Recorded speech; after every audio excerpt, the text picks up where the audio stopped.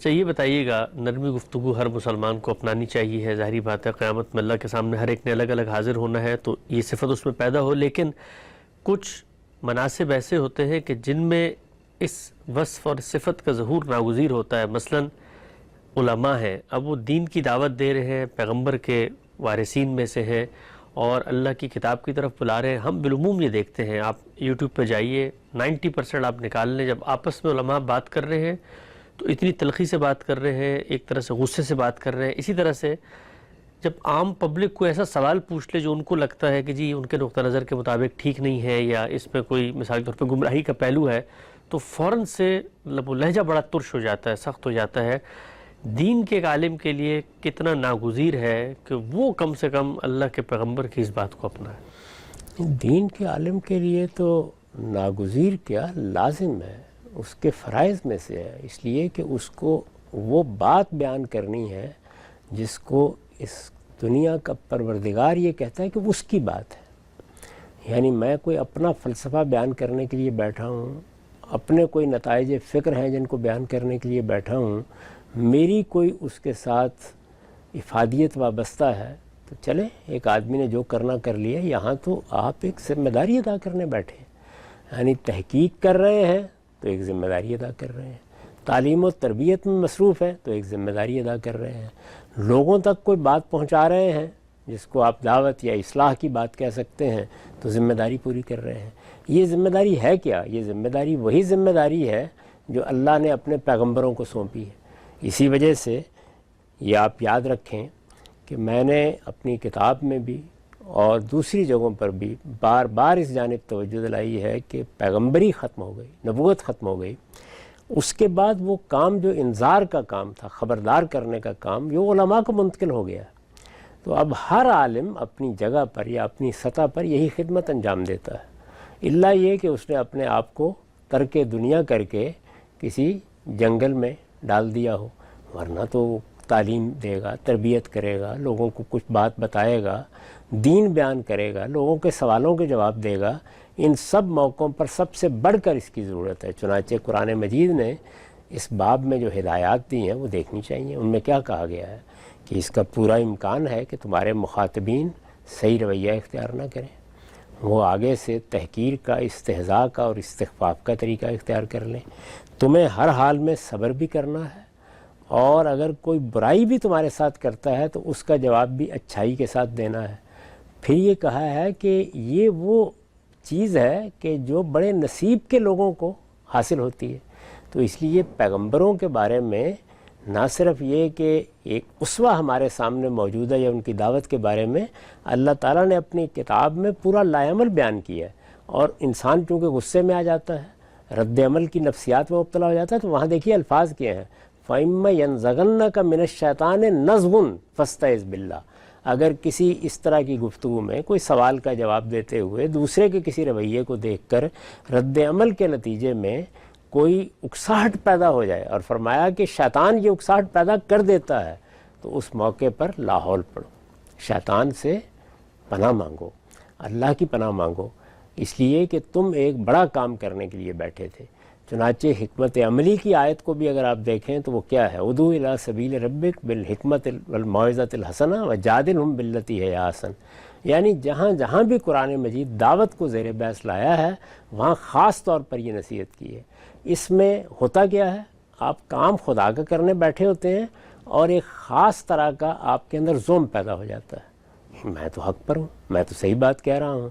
ہمارے ہاں علم کی جو روایت قائم ہوئی ہے اس میں چونکہ ایک لمبے عرصے تک علماء کے پاس قضاء کا منصب رہا ہے، یعنی وہ دین کے دائی، دین کے عالم اور دین کے محقق کی حیثیت سے کم اور زیادہ بڑی تعداد میں قضاء کے حوالے سے چیزوں کو دیکھتے رہے ہیں.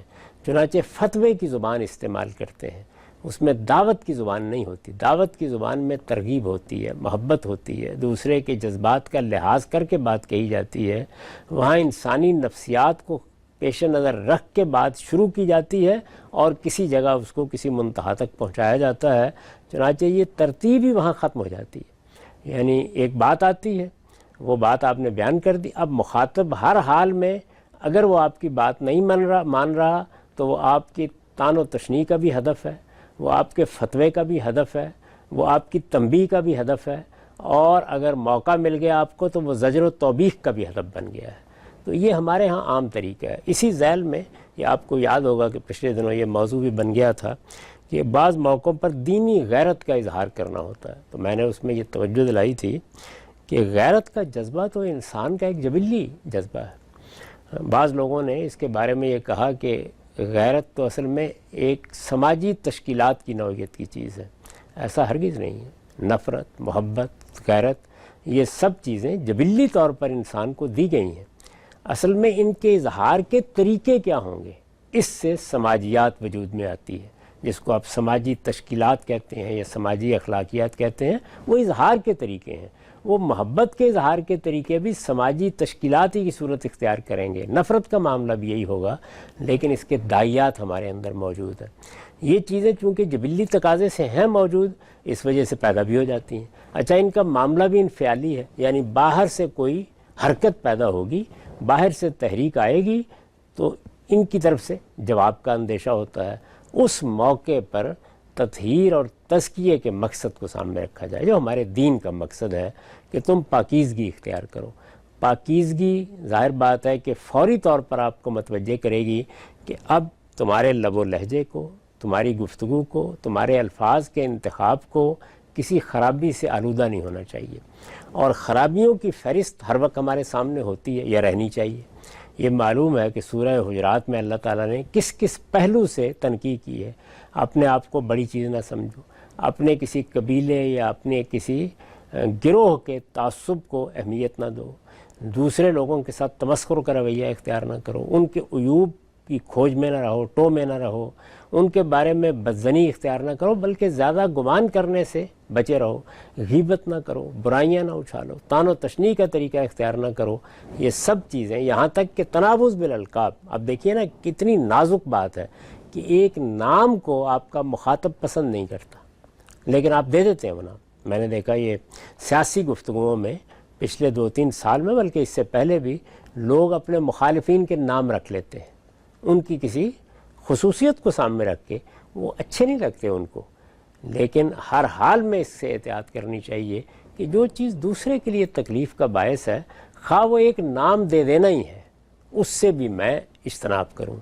तो कुरान मजीद ने इस नज़ाकत के साथ और इस एहसास के साथ ये बात की कि वला तनाबुज़ु बिल अलकाब, तुम दूसरों के लिए वो नाम कभी इख्तियार ना करो जिनको वो पसंद नहीं करते।